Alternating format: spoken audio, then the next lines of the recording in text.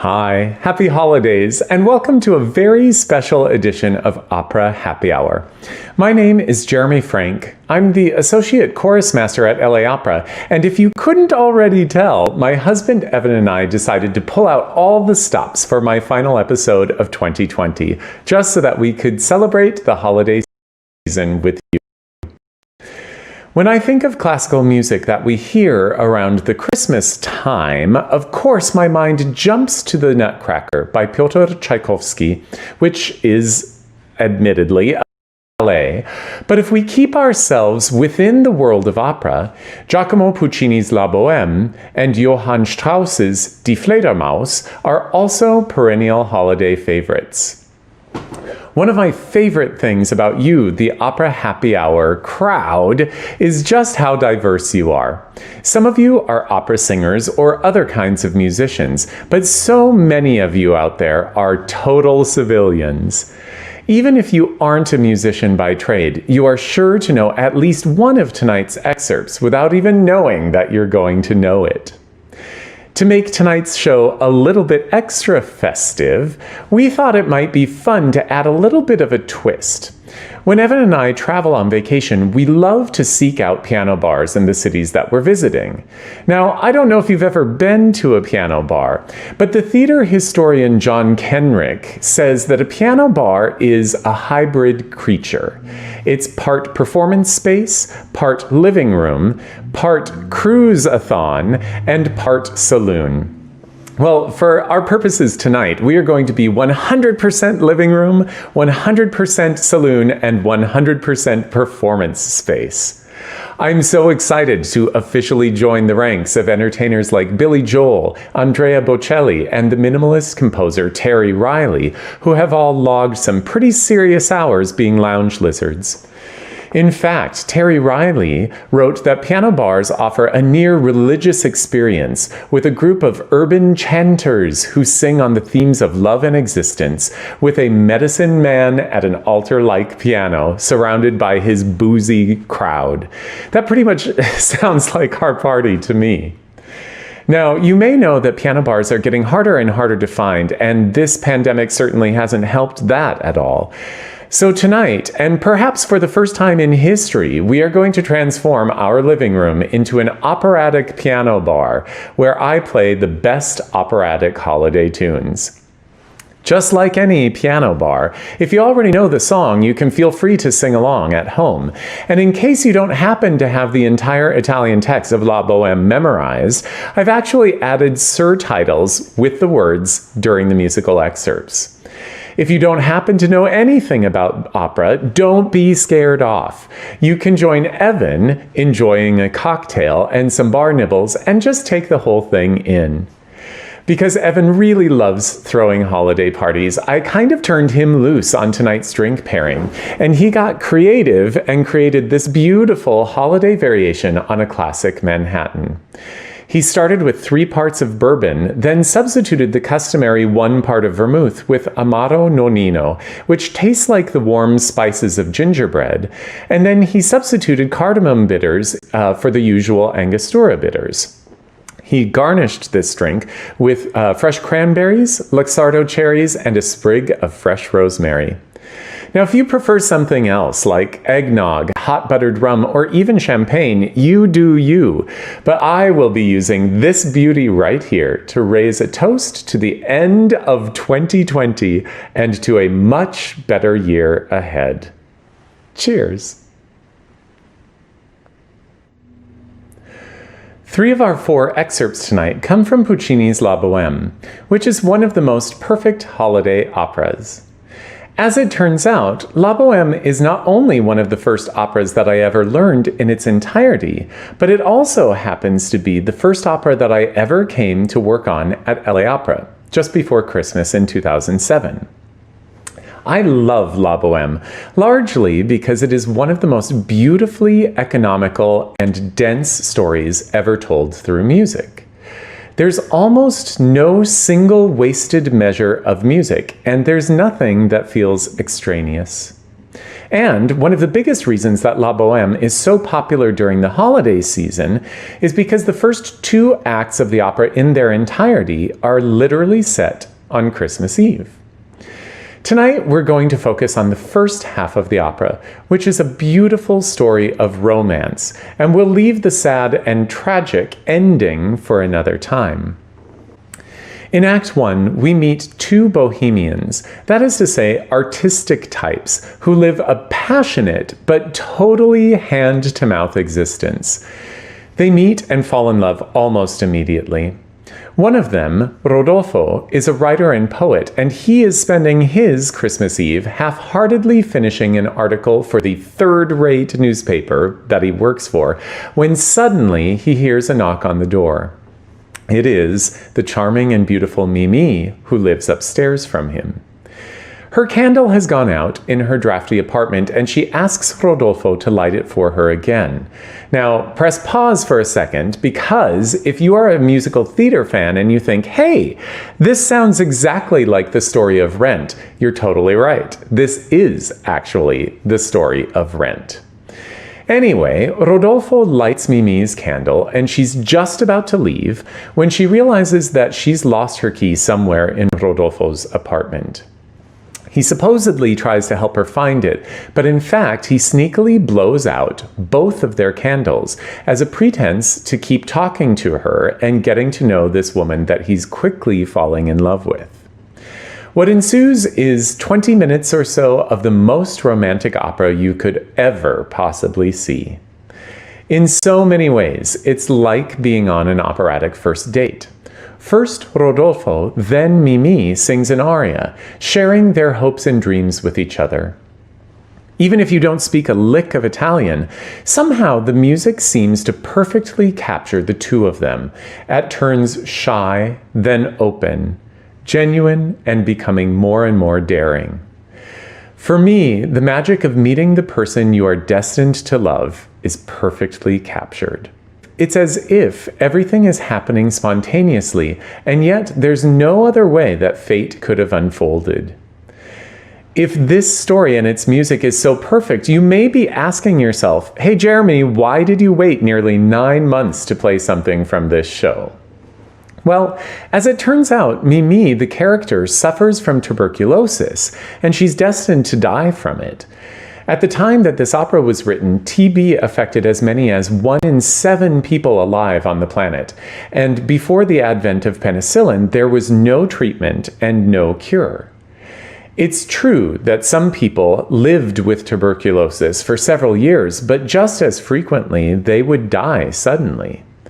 In so many ways, this story felt way too close to home given the illness that is right now ravaging our country and the world, for me to be interested in any way to explore this gorgeous score. But now that we're nearly 9 months into the pandemic and we finally have some hopeful news about vaccines, it seems safe enough to delve into the emotional lives of these characters. So, we'll start that journey now with the two famous back-to-back arias where our two young lovers meet for the first time. Whether you decide to sing along or not, I hope that you'll feel just as swept away by the promise of young love that these two characters feel, particularly with the magic of the holiday framing their first kiss. I'll sing these first two arias the way that they occur in the show, one right after the other.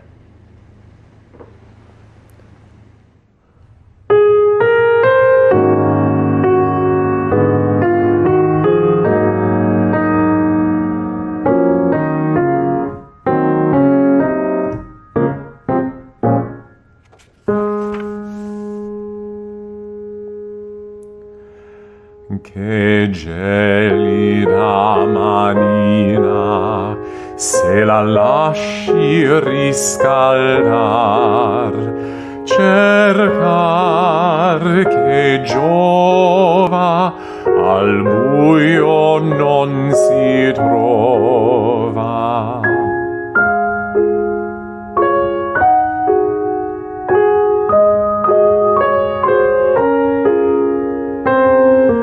Ma per fortuna una notte di luna, e qui la luna l'abbiamo vicina. Aspetti, signorina, le dirò con due parole chi son, e che faccio, come vivo.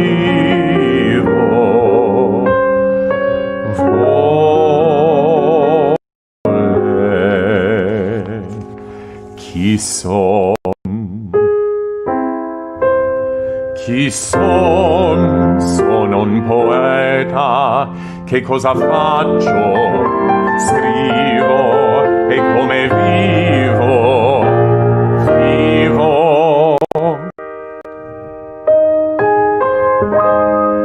In povertà mia lieta, sciallo da gran signore, rimedini d'amore, per sogni e per chimere, e per castelli in aria.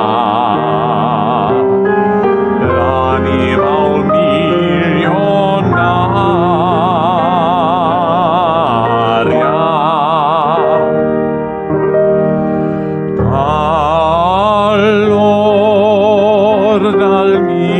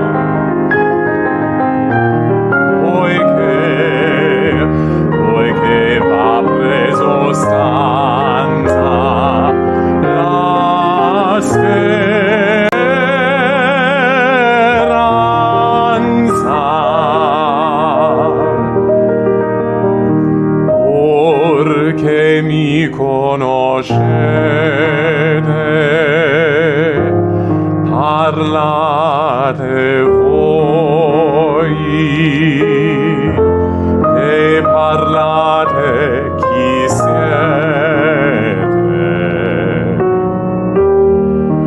Vi piaccia dir.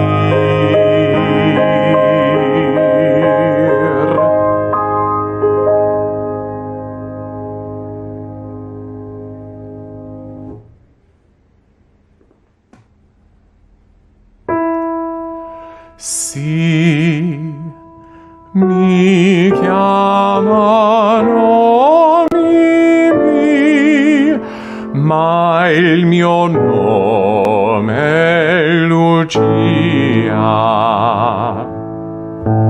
La storia mia è breve, a te la Mosetta ricamo in casa e fuori.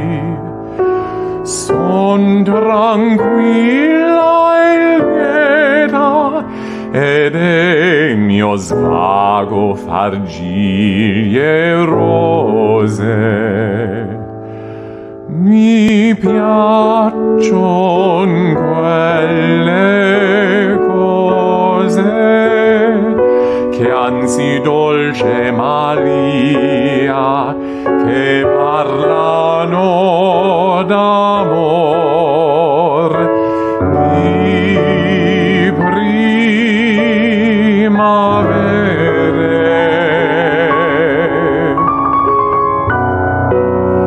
che parlano parlano di sogni e di chimere,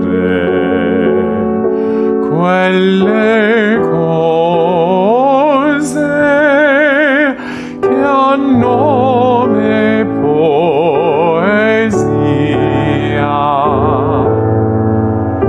Lei mi intende.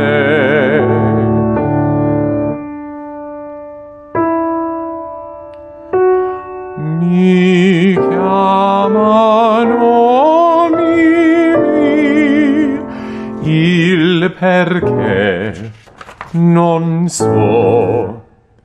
Sola mi fo il pranzo da me stessa, non vado sempre a messa, ma prego assai il Signor. Vivo sola, soletta, là in una bianca cameretta, guardo sui tetti e in cielo.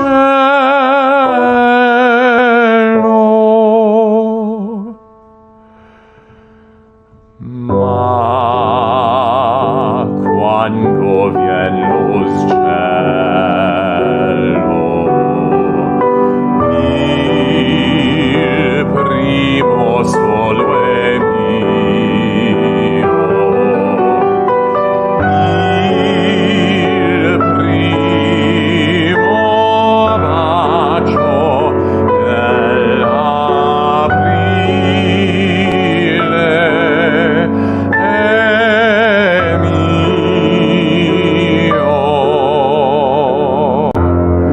il primo sole è mio.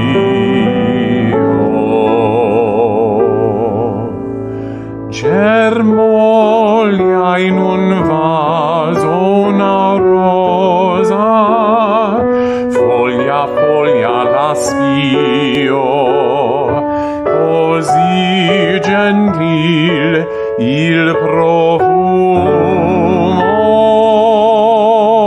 d'un fior.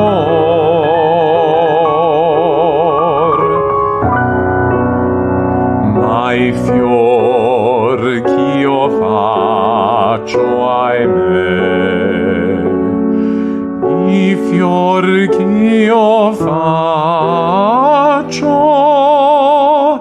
ahimè, non hanno odore.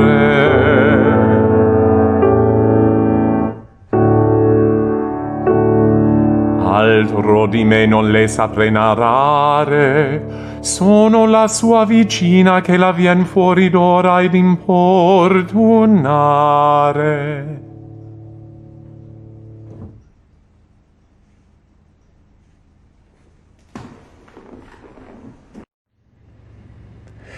In Act 2 of La Boheme, Mimi and Rodolfo leave his apartment and go down to the street to join their friends who are celebrating Christmas Eve in the Latin Quarter of Paris at the Café Momus. Festive sights, sounds, and smells are everywhere, and we, the audience, meet a woman named Mosetta, one of the most colorful characters in the opera. She is the on-again, off-again girlfriend of Rodolfo's buddy Marcello.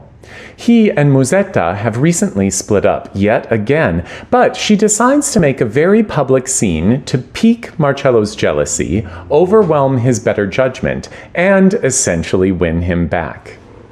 This very famous aria, often referred to as Mosetta's Waltz, is really a tremendously unpredictable piece of music, where the tempo dangerously speeds up and then sensuously slows down, perfectly capturing in music Mosetta's complete control over the man she has conquered.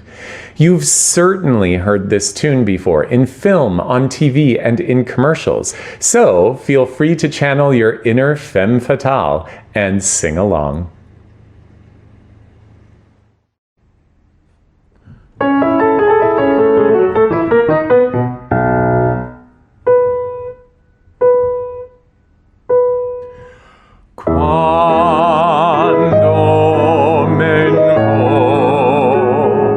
Quando vengo soletta per via, la gente sosta e mira, e la bellezza mia tutta ricerca in me da capo a piedi. Ed assaporo allor la bramosia sottil che dagli occhi traspira e dai palesi vezzi intender sa agli occulte beltà così l'effluvio del desiderio gira felice mi fa e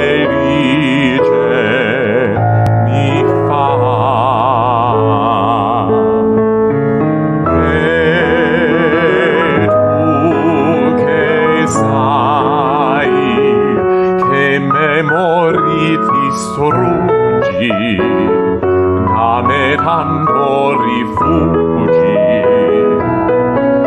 so belle angosce tue non le vuoi dir so ben, ma ti senti morir.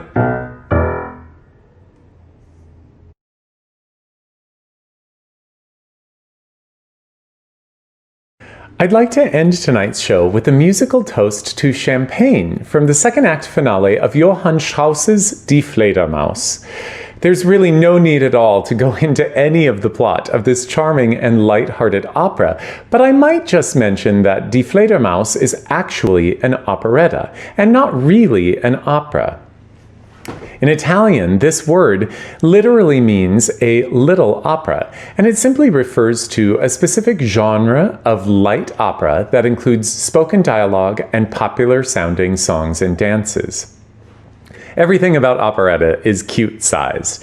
The orchestra is smaller, the pieces are less long, and the subject matter, it usually avoids serious subjects and can be downright silly. In many ways, operetta is the forerunner of Broadway musicals, and though I don't know exactly why this piece originally became a tradition for opera companies to do around New Year's, you really can't swing a dead cat or a dead bat, for that matter, without hitting a production of Deflater Mouse in December. I should tell you that Deflater Mouse literally means bat. And I just couldn't pass up the opportunity to sing this song as our toast to the end of 2020 and what can only be a much brighter 2021. This particular musical number usually has lots of verses, like 3, and sometimes they add extras with little political in-jokes. I'm keeping it simple tonight. I'm going to do one very brisk, very quick, very toast-filled verse. And I didn't put the words, so this one you'll just have to take in and enjoy. It sounds a little something like this.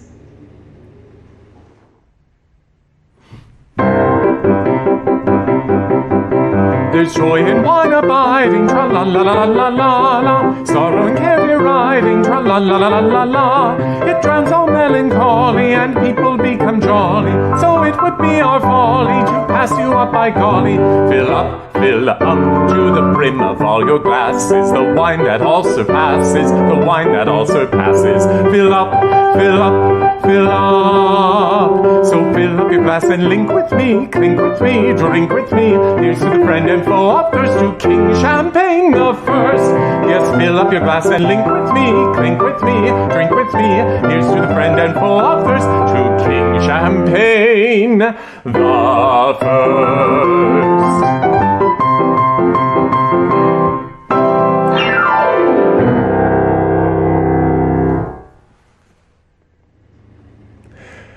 Usually, as the year draws to a close, I sort of take some time to take stock of what has happened over the course of the past year. And often that ends up being counting the number of operas that I've worked on and how many performances I've done. This year is quite a bit different in nature. And I still feel really proud both of the work that I've done, but also that LA Opera in general has done. We've pivoted so quickly to answer a need to find a way to continue to communicate with you, our audience. And I'm so glad that you were here with us for a part of the journey. I'm so happy to see 2020 go. But I'm really thankful for all of the opportunities to learn, to grow, to continue to make music, to continue to teach, all of those things. I hope you enjoyed the rest of the year 2020. I hope you were able to catch L'Amant Anonyme, which was just an incredible performance by our young artists. We have more in store. Gabriella Frank has reconceived a piece that was already written for the gay men's chorus in the Bay Area, but it's been kind of exploded and made even just a little bit bigger. It's a piece for countertenor and chorus, and it's going to be given a beautiful performance with new choreography that will appear digitally in December. And I know the company at large has tons of stuff prepared for us to go forward in the spring of 2021 to keep you entertained until we can see you in the fall. In the meantime, we want to thank you for all of the efforts and all of the money that you've contributed to the LA Opera Relief Fund, which is really keeping the lights on for us and keeping programming like this possible. Thanks for continuing to watch all of the stuff that we put out there. We are well over 750,000 views since March, and that's nothing to sneeze at. So anyway, Happy New Year, Merry Christmas, Happy Hanukkah, Happy Kwanzaa, happy everything. Happiness wherever you can find it. And I hope that you stay healthy and very happy. I look forward to seeing you in the New Year's. And cheers.